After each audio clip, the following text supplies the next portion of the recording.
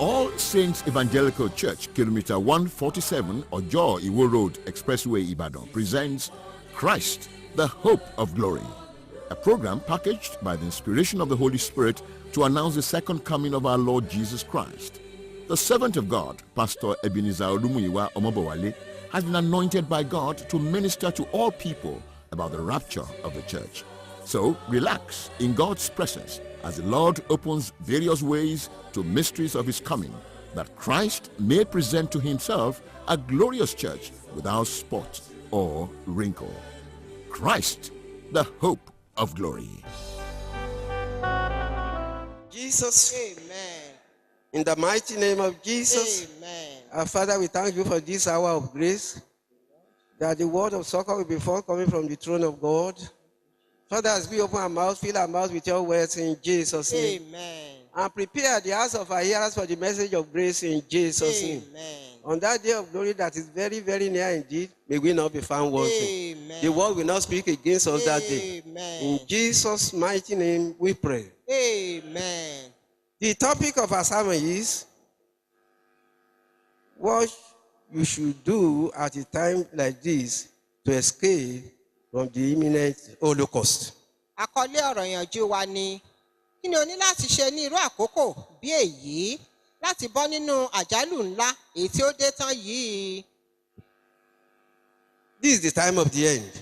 Àní àkókò òpin la wà yìí. And it is a precarious time Ó dẹ̀ jẹ́ àkókò tí ó léwu lọ́pọ̀lọpọ̀ in the history of mankind. nínú ìtàn ọmọ ènìyàn. The Lord our Father is about to judge the world Àní bàbá wa Jésù Kristi ó ṣetán láti ṣe ìdájọ́ ayé. because the world is ripe to be judged. Nítorí pé ayé ṣetán wọn ó sì dá lẹ́jọ́. But many are not aware of the imminent judgment. Ọ̀pọ̀lọpọ̀ ni ò mọ̀ nípa ìdájọ́ èyí tí ó dé tán yìí. And they are still doing things the way they used to do it in their ugly ways. Wọ́n sì ń ṣe nǹkan tí ó wù wọ́n ní ọ̀nà tí ó wù wọ́n. But suddenly their woe will overtake them. Ṣùgbọ́n lójijì ni wàhálà yóò dé bá wọn. Let us see what we are told about the pending wrath of God. Zephaniah 1:14-15. Ẹ jẹ́ ká wo nǹkan tí wọ́n sọ fún wa nínú ìwé wòlíì Zephaniah nípa ìpọ́njú ńlá èyí tí ó ń bọ̀ wá dé bá ayé. The great day of the Lord is near. It is near and hasted greatly. Even the voice of the day of the Lord, the mighty man shall cry there bitterly. That day is a day of wrath, a day of trouble and distress, a day of wasteness and desolation, a day of darkness and gloominess, a day of clouds and thick darkness. Zephaniah orí kìíní ẹsẹ̀ 14 títí dé 15. Ọjọ́ náà Olúwa kù sí dẹ̀dẹ̀, ó kù sí dẹ̀dẹ̀, ó sì ń yára kánkán. Àní ọjọ́ Olúwa, alágbára ọkùnrin yóò sọkún kíkorò níbẹ̀. Ọjọ́ náà ọjọ́ ìbínú ni, ọjọ́ ìyọnu àti ìpọ́njú, ọjọ́ ọ̀fọ̀ àti ìdahoro, ọjọ́ òkùnkùn àti òkùdú, ọjọ́ ìkùùkù àti òkùnkùn biribiri. That day of the Lord, which in other words is conterminous with the great tribulation that is in the offing, the wickedness of the world will be judged. Ọjọ́ búburú yìí èyí tí a rí gẹ́gẹ́ bí ọjọ́ àkókò ìpọ́njú ńlá òun ni ohun búburú gbogbo yóò máa ṣẹlẹ̀. The world will be judged. Àní ayé a ó dá lẹ́jọ́. There will be no way of escape for the wicked. Kò sí ọ̀nà tí àwọn ẹlẹ́ṣẹ̀ yóò fi sá. What jot of wickedness do you still harbor? Irú ẹ̀ṣẹ̀ wo ló sì wà nínú ayé rẹ tó gbé You pamọ́? better get yourself divested of it now so that you will not have a portion in the gory great tribulation. Àní kó o tètè yẹ̀ kúrò nínú ẹ̀ṣẹ̀ náà kó má di pé o dojúkọ ìpọ́njú ńlá tó ń bọ̀ yìí. What are we told about that time in Zephaniah 1:17-18? Kí náà sọ fún wa nípa àkókò tí ìpọ́njú ńlá yìí yóò ṣẹlẹ̀ nínú ìwé Zephaniah orí kìíní ẹsẹ̀ 17 títí dé 21. And I will bring distress upon men, that they shall walk like blind men, because they have sinned against the Lord, and the blood that shall be, and their blood shall be poured out as dust, and their flesh as dung. Neither their silver nor their gold shall be able to deliver them in the day of the Lord's wrath. But the whole land shall be devoured by the fire of his jealousy. For he shall make even a speedy riddance of all of them that dwell in the land. Èmi yóò sì mú ìpọ́njú wá bá ènìyàn tí wọn yóò máa rìn bí afọ́jú torí wọ́n ti dẹ́ṣẹ̀ sí Olúwa. Ẹ̀jẹ̀ wọn ni a ó sì tú jáde bí ekuru àti ẹran ara wọn bí ìgbẹ́. Fàdákà wọn tàbí wúrà wọn kì yóò lè gbà wọ́n ní ọjọ́ ìbínú Olúwa. Ṣùgbọ́n gbogbo ilẹ̀ náà ni a ó fi iná ìjówú rẹ̀ parun. Nítorí òun ó fi ìyára mú gbogbo àwọn tí ń gbé ilẹ̀ náà kúrò. Therefore, what should you do at a time like this to escape from the imminent Holocaust? Kí ni ìwọ yóò ṣe ní irú àkókò tí àjálù ńlá báyìí yóò dé bá orí ilẹ̀ ayé? The first way of escape is to accept Jesus Christ as your Lord and Savior. Ọ̀nà àkọ́kọ́ òun náà ni pé kó gba Jésù Kristi gẹ́gẹ́ bí Olúwa àti Olùgbàlà For he is the only one who can save, and he is the one coming to judge the world. Torí òun ni ẹni náà tí ó lè gbà ọ́ là, òun ni ẹni náà tí ó lè ṣèrànlọ́wọ́ fún ọ. Because he is the one who is, who was, and is to come, the Almighty. Torí- He's coming very soon to judge this world. Òun ni ẹni náà tó ti wà ńgbà kan, òun náà ni ó wà títí di sísìn tí ó sì tún wà láéláé. Òun ni ó ń bọ̀ wá láti wá ṣe ìdájọ́ ayé. And the Lord sent him into the world to save us. If you don't believe in him, you will not be saved. Bẹ́ẹ̀ ni Ọlọ́run rán Kristi wá sínú ayé láti lè wá gbà ọ́ là, tí ò bá sì gbà á, ò ní rí ìgbàlà. In John 3:16, we are told, thus, for God so loved the world that he gave his only begotten Son, that whosoever believeth in him should not perish but have everlasting life. Nínú ìwé Jòhánù orí kẹta ẹsẹ̀ kẹrìndínlógún wọ́n sọ èyí fún wa pé nítorí Ọlọ́run fi aráyé tó bẹ́ẹ̀ gẹ́ tí ó fi ọmọ bíbí rẹ̀ kan ṣoṣo fún ni pé ẹnikẹ́ni tí ó bá gbà á gbọ́ kí ó má bàa ṣègbé ṣùgbọ́n kí ó ní ìyè àìnípẹ̀kun. When he saves you, no one can reverse it. Tó bá ti lè gbà ọ́ là kò sẹ́ni tó tún lè mú kúrò. And if he does not save you, no one else can save you. Tí ò bá sì lè gbà ọ́ kò sí ẹni náà tó lè gbà ọ́. Some people do not know. They think they are worshiping God and they are bypassing Christ. I tell you, they don't know God. If you want to know God, it's Christ you will see. So if you go to another God, not coming to Christ, you will never meet God, both in heaven and on earth. It is those who have Christ that have God. Ọ̀pọ̀lọpọ̀ ló ń wá Ọlọ́run ṣùgbọ́n tí wọ́n fi Jésù Kristi sílẹ̀. Gbà tó bá ń wá Ọlọ́run, Jésù Kristi ni wàá rí kó tó lè rí Ọlọ́run torí pé o ò lè fi Kristi sílẹ̀ kó sọ pé òun wá Ọlọ́run ò lè rí láéláé. Because he is that God. So Torí pé òun náà ni Ọlọ́run if you yìí. don't come to him, how can you see God? Tí o bá wá sọ́dọ̀ rẹ̀ báwo ló ṣe lè rí In Acts Ọlọ́run? 4:12, we are told, neither is there salvation in any other. For there is none other name under heaven, given among men, whereby we must be saved. Nínú ìwé Ìṣe àwọn àpọ́stélì orí kẹrin ẹsẹ̀ kejìlá wọ́n sọ èyí fún wa pé kò sì sí ìgbàlà lọ́dọ̀ ẹlòmíràn torí kò sí orúkọ mìíràn lábẹ́ ọ̀run tí a fi fúnni nínú ènìyàn nípa èyí tí a lè fi gbà wá là. The judgment of the world is about to start. Ìdájọ́ ayé ó fẹ́ bẹ̀rẹ̀ láìpẹ́ yìí. The Lord Jesus is coming very soon Àní láìpẹ́ ni Jésù Kristi ń bọ̀. to unleash his wrath on the world. Àní kó wá da ìbínú gbígbóná rẹ̀ sórí ayé. You should therefore run for cover Torí náà sá sí abẹ́ ààbò rẹ̀ by desisting from your evil ways. nípa kíkúrò nínú ọ̀nà búburú rẹ̀ gbogbo. Once you continue to indulge in your evil ways, you will be caught napping on that day. Àní tó bá sì tẹ̀síwájú nínú ọ̀nà búburú rẹ̀ àní àánú rẹ̀ ṣe mí. In Revelation 22:12-13, we are told about the soon coming of our Christ. And behold, I come quickly, and my reward is with me, to give every man according to his work shall be. I am Alpha and Omega, and the end, and the first and the last.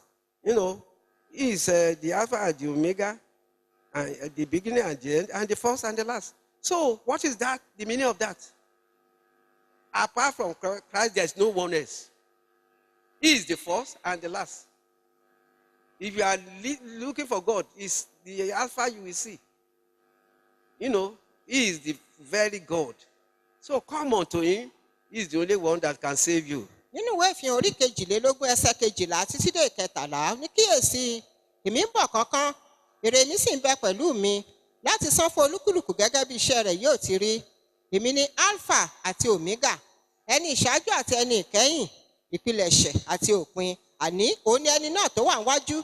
Láì tó bá ń wá Ọlọ́run, òun náà ni wàá rí ń bẹ̀. Lẹ́yìn rẹ̀ pàápàá, òun náà ni wàá tún rí ń bẹ̀. Torí náà wá sọ́dọ̀ rẹ̀. Therefore, come now unto Jesus Christ, the Savior. Torí náà wá sọ́dọ̀ Kristi tí ó ń ṣe olùgbàlà In this rẹ. very nick of time, Ní àkókò tí ó wà yìí, so that may not be caught napping ó má di pé ojú tì ọ́ on lọ́jọ́ that day of ológo. wrath Ní ọjọ́ ológo kójú má bàa tì and ọ́. glory holocaust, Kó má di pé o dojúkọ ìpọ́njú which is ńlá. otherwise called the Great Tribulation. Èyí tí a pè ní ìpọ́njú ńlá. The Lord is calling on you now. Ọlọ́run ń pè ọ́ báyìí. As this sermon is going out, the clarion call of the Lord is getting out to you. Come quickly, so that you will not be caught napping. Bí ọ̀rọ̀ yìí ṣe ń dé tí ìrùbọ̀ rẹ báyìí, Ọlọ́run sọ fún ọ pé kó o wá sọ́dọ̀ ní kankan kó má di pé o jáfara. In Matthew 11:28-29, we are told, Come unto me, all ye that labor and are heavy laden, and I will give you rest. Take my yoke upon you, and learn of me, for I am meek and lowly in heart, and ye shall find rest unto your souls. Nínú ìwé Mátíù orí kọkànlá, ẹsẹ̀ kejìdínlọ́gbọ̀n títí dé ìkọkàndínlọ́gbọ̀n, ó ní ẹ wá sọ́dọ̀ mi gbogbo ẹ̀yin tí ń ṣe làálàá, tí a sì di ẹrù wíwo lé lórí, èmi ó sì fi ìsinmi fún yín. Ẹ gba àjàgà mi sí ọrùn yín, kí ẹ sì máa kọ́ ẹ̀kọ́ lọ́dọ̀ mi. Torí onínú tútù àti onírẹ̀lẹ̀ ọkàn ni èmi, ẹ̀yin yóò sì fi ìsinmi fún ọkàn yín. Strive to earn salvation. Work for it with fear and trembling. Làkàkà láti ní ìgbàlà, àní kó o sáré kó o múra gidigidi láti rí i pé o ní Question ìgbàlà of yìí. salvation is not what you can do by sitting down lazily in one place like a lame duck. Àní láti ní ìgbàlà yìí kì í ṣe ohun tí o kàn lè jókòó pòmù pé o fẹ́ ní lásán. Look for Christ now when you can still find him. Àní wá Kristi lákòókò tí o lè rí báyìí. This is the day of mercy. Àní àkókò oore ọ̀fẹ́ ni èyí. Tomorrow may be too late. Ọ̀la lè pẹ́ jù. We are told in Matthew 11:12 thus, and from the days of John the Baptist until now, the kingdom of heaven suffereth violence, and the violent take it by force. Nínú ìwé Mátíù orí kọkànlá ẹsẹ̀ kejìlá, láti ìgbà ọjọ́ Jòhánù onítẹ̀bọmi wá títí ó fi di ìsinsìnyí ní ìjọba ọ̀run ti di ìfagbára wọ̀, àwọn alágbára sì fi ipá gbà á. How is it done? By keeping the Lord's commandments. Àní báwo ló ṣe lè ṣe eléyìí? Ó náà ní pípa àṣẹ Ọlọ́run mọ́. So when you are keeping the commandments of the Lord, you are taking the kingdom by force. Nígbà tí o bá ń pa àṣẹ Ọlọ́run mọ́, ò ń fi agbára gba ìjọba Ọlọ́run yìí ni. Therefore, children of the Lord, this is not the time to procrastinate or dilly-dally.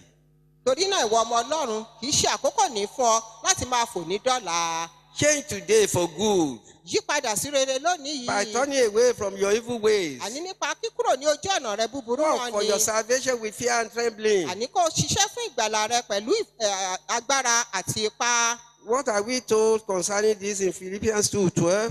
Kí ló sọ fún wa nínú ìwé Fílípì orí kejì ẹsẹ̀ kejìlá? Wherefore, my beloved, as you have always obeyed, not as in my presence only, but now much more in my absence, work out your own salvation with fear and trembling. Nítorí náà ẹ̀yin olùfẹ́ mi, gẹ́gẹ́ bí ẹ̀yin ti ń gbọ́ràn nígbà gbogbo, kì í ṣe nígbà tí mo wà lọ́dọ̀ yín nìkan, ṣùgbọ́n pàápàá nísinsìnyí tí èmi kò sí, ẹ máa ṣiṣẹ́ ìgbàlà yín yọrí pẹ̀lú ìbẹ̀rù àti ìwárìrì. What should you do at a time like Kí this ló yẹ kó o ṣe ní àkókò tí ó to rí escape báyìí? from the impending holocaust? Àní láti lè sá kúrò nínú àjálù èyí tí ó ń bọ̀ Cling yìí. unto Christ Àní dúró gangan pẹ̀lú Kristi. without wavering. Àní láì jẹ́ pé o ṣiyèméjì. Your prayers cannot save you.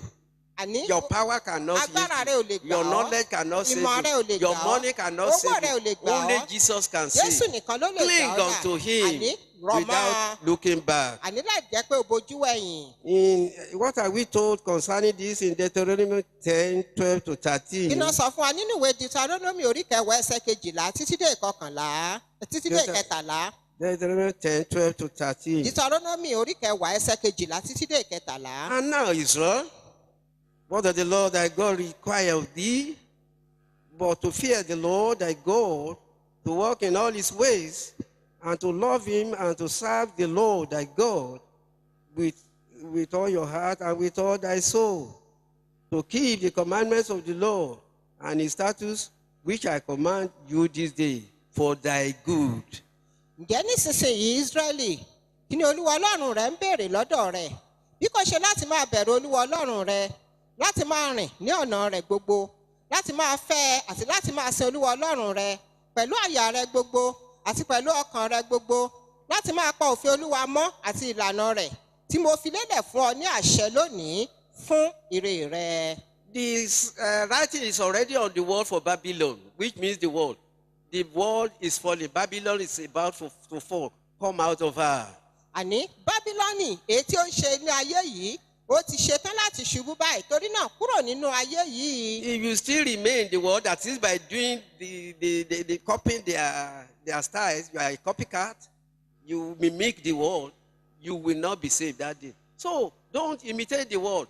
Don't indulge in their orgies so that you may be saved. tó bá sì jókòó sínú pé òun báyé rẹ ó jókòó láti máa ṣe ìṣekúṣe pẹ̀lú wọn àní níbi tó ti ń ṣe léyìí ni Kristi yóò ti dé torí náà jáde kúrò láàrin wọn kó lè rí ìgbàlà fún ọkàn rẹ. Let's see the warning we are giving in Revelation 18:2-3. ẹ jẹ́ ká wo ìkìlọ̀ tí wọ́n fún wa nínú ìwé ìfihàn orí kejìdínlógún ẹsẹ̀ kejì títí dé ìkẹta. And he cried with a strong voice, saying, Babylon the great is falling, and become the habitation of devils, and the hold of every foul spirit, and is a cage of every unclean and hateful bird. For all nations have drunk of the wrath of her fornication, and the kings of the earth have committed fornication with her, and the merchants of the earth are waxed rich through the abundance of her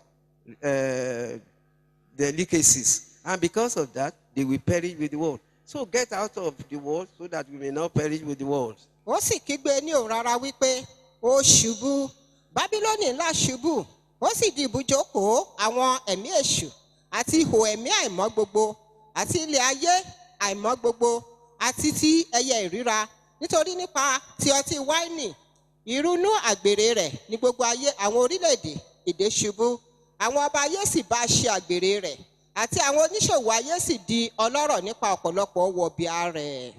So get out of the world. torí náà jáde kúrò Don't nínú copy the ayé styles of the world. má ṣe ṣe ìṣe Don't ayé be worldly. o gbọ́dọ̀ ṣe ìṣe ayé Because friendliness with the world is enmity against God. torí ìbárẹ́ ayé òní ìṣọ̀tẹ̀ sí Ọlọ́run.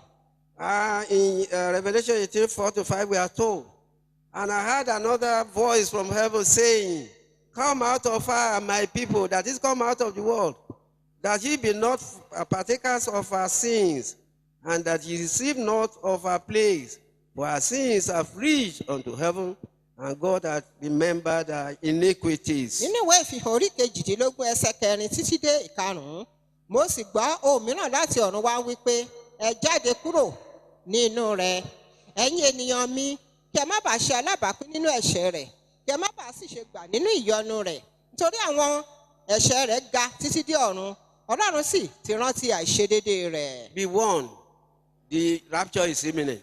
àní a kì ọ́ nílọ̀ yìí pé ìgbàsókè àwọn àyànfẹ́ ó fẹ́rẹ̀ dé. Only those who are prepared will be found rapturable. àwọn tí wọ́n bá ṣe tán ni wọn yóò lọ ní ìgbàsókè náà. If you still continue to love the world and the things of the world, you will not be found rapturable. tó bá sì ń ṣe ìṣe ayé tó sì ń hùwà bí àwọn ayé ò ní lọ ní ìgbàsókè What náà. are we told in 1 John 2:15-17? Kíná sọ fún wa nínú ìwé Jòhánù kìíní orí kejì ẹsẹ̀ karùndínlógún títí dé ìkejìdínlógún. Love not the world, neither the things that are in the world. If any man love the world, the love of the Father is not in him. For all that is the world, the lust of the flesh, and the lust of the eyes, and the pride of life is not of the Father, but is of the world. And the world passeth away, and the lust thereof, and he that doeth the will of God abideth forever. ẹ má ṣe fẹ́ràn ayé tàbí ohun tí ń bẹ nínú ayé bí ẹnikẹ́ni bá fẹ́ràn ayé ìfẹ́ tí bàbá kò sí nínú rẹ̀ torí ohun gbogbo tí ń bẹ nínú ayé ìfẹ́kùfẹ́ ti ara àti ìfẹ́kùfẹ́ ti ojú àti ìrera ti ayé kì í ṣe ti bàbá bí kò ṣe ti ayé ayé sì ń kọjá lọ àti ìfẹ́kùfẹ́ rẹ̀ ṣùgbọ́n ẹni tí ó bá ṣe ìfẹ́ Ọlọ́run ni yóò dúró láéláé. Are you doing the will of God? Ǹjẹ́ ò ń ṣe ìfẹ́ Ọlọ́run bí? What does doing the will of God connote? àní kí ni ìtumọ̀ pé ò ń ṣe ìfẹ́ Ọlọ́run? That is obedience to his commandments. ìyẹn ni pé kó o pa gbogbo àṣẹ rẹ̀ mọ́. He said it, you are my friends if you do what I command you. ó sọ èyí fún ọ pé àní ọmọ tèmi ló jẹ́ tí o bá pa àṣẹ mi mọ́. And the Lord is coming very soon. àní Ọlọ́run sì ń bọ̀ láìpẹ́ jọjọ. And there is a great tribulation very, very, very close indeed. ìpọ́njú ńlá ń bọ̀ jọjọ láìpẹ́. But he has assured that those who obey him will not pass through the rigors of that great tribulation. ṣùgbọ́n ó ti sọ wípé gbogbo àwọn tí wọ́n bá pàṣẹ mọ́ wọn ò ní dojúkọ ìpọ́njú Like ńlá náà. Noah entered the ship and escaped the flood, so will those of the now who obey the Lord escape, by the rapture before the commencement of the great tribulation. gẹ́gẹ́ bí Noah bó ṣe wọnú ọkọ̀ tí kò nípín nínú ìparun èyí tí ó kọjá ní ìgbà ayé àkọ́kọ́, bẹ́ẹ̀ náà ni ìwọ tó bá gba Kristi báyìí bẹ́ẹ̀ náà ló ní nípín nínú ìparun tí ó ń bọ̀ tí wàá ti lọ ní ìgbàsókè àwọn àyànfẹ́. In Jesus' name, we will not have portion in the great tribulation. lórúkọ Jésù ò ní nípín nínú ìparun ìpọ́njú ńlá tó ń bọ̀. Let's see the assurance as recorded in Revelation 3:10. ẹ jẹ́ ká wo ohun tí Ọlọ́run sọ fún wa nínú eléyìí nínú ìwé ìfihàn orí kẹta ẹsẹ̀ kẹwàá. Because thou hast kept the word of my patience, I also will keep thee from the hour of temptation, which shall come upon all the world, to try them that dwell upon the earth. òní nítorí tí ìwọ ti pa ọ̀rọ̀ sùúrù mi mọ́, èmi pẹ̀lú yóò pa ọmọ kúrò nínú wákàtí ìdánwò tí ń bọ̀ wá dé bá gbogbo ayé láti dán àwọn tí ń gbé orí ilẹ̀ ayé wò. What are you being told? kí ni nǹkan tó sọ fún ọ Is to get prepared. bó ṣe lè múra This is the sílẹ̀? time àkókò nìyí of your salvation. àní fún ìgbàlà Don't rẹ. dilly-dally. má ṣe Don't wait dènìdènì till dọ́là, tomorrow. má ṣe dúró The di world is ọ̀la passing away. nítorí pé ọjọ́ ń kọjá lọ. Babylon, which means the world is falling. àní Bábílónì tí ń ṣe ayé ó mà ti ṣubú. Don't fall with the world. má ṣe ṣubú pẹ̀lú ayé. Let's hear the conclusion of the whole thing, what the Lord is telling jẹ́ ká wá you, wo òpin ohun gbogbo gẹ́gẹ́ bí Ọlọ́run ṣe sọ fún wa. as recorded in Ecclesiastes 12:13-14. wọ́n ṣe sọ fún wa nínú ìwé oníwàásù orí kejìlá ẹsẹ̀ kẹtàlá títí dé ìkẹrìnlá. Let us hear the conclusion of the whole matter. ẹ jẹ́ ká wo òpin ohun gbogbo. Fear God and obey his commandments. For this is the whole duty of man. For God shall bring every work unto judgment, with every secret thing, whether it be good or whether it be evil. òpin gbogbo ọ̀rọ̀ náà tí a gbọ́ ni pé bẹ̀rù Ọlọ́run kí o sì pa òfin rẹ̀ mọ́, nítorí èyí ni fún gbogbo ènìyàn, nítorí pé Ọlọ́run yóò mú olúkúlùkù iṣẹ́ wá sínú ìdájọ́ àti olúkúlùkù ohun ìkọ̀kọ̀ ìbá ṣe rere ìbá ṣe búburú. In Jesus' name, we will not perish with the world. lórúkọ Jésù ò ní ṣègbé pẹ̀lú ayé. In Jesus' name, we will not pass through the great tribulation. lórúkọ Jésù ò ní dojúkọ ìpọ́njú ńlá. In Jesus' name, we'll be among those who will be found rapturable on the day of judgment. lórúkọ Jésù wàá wà lára àwọn tí yóò ní ìgbàsókè ní ọjọ́ Therefore, ológo. get prepared. nítorí náà múra Don't sílẹ̀, dilly-dally. má ṣe fèní Don't dọ̀là, sleep. àní dìde gírí. You slumbering, get out of your sleep ìwọ now. tó ń sùn dìde kúrò lójú oorun rẹ. Therefore, you will pray. torí náà wàá gbàdúrà. My Father, my good God, bàbá mi àtọlọ́run mi I've tí ó heard dára, your word mo ti gbọ́ ọ̀rọ̀ that rẹ̀ Babylon is falling wípé Bábílónì and that it will ṣubú, soon pass away. pé gbogbo nǹkan wọ̀nyí yóò Lord, kọjá don't lọ. let me pass away with the world. má jẹ́ kí n bá ayé lọ. Father, don't let me befriend the world. má jẹ́ kí n Let me jẹ́rìí get ayé. prepared for your soon coming and jẹ́ kí n lè arrival. múra fúnlẹ̀ fún ìgbàsókè. Father, let me be among those who will be found rapturable on the day of glory. jẹ́ kí n jẹ́ kan lára àwọn tí yóò gbàsókè ní ọjọ́ ológo. Pray. We believe the Lord has brought you salvation, healing, deliverance, and prosperity through this message. If the program has blessed your life in any way, please write and share your testimony with us through our postal address, P.O. Box 14796, UI Post Office, Ibadan, Nigeria. Our mobile numbers are 0805 613 1651 and 0805 721 2230. While our email address is bridalsaints@gmail.com. We also invite you to join us for our worship services. Sunday school between 8:30 and 9:30 a.m. Sunday service 9:30 a.m. to 12 noon. And on Mondays we have a Bible study 4:30 p.m. to 6:30 p.m.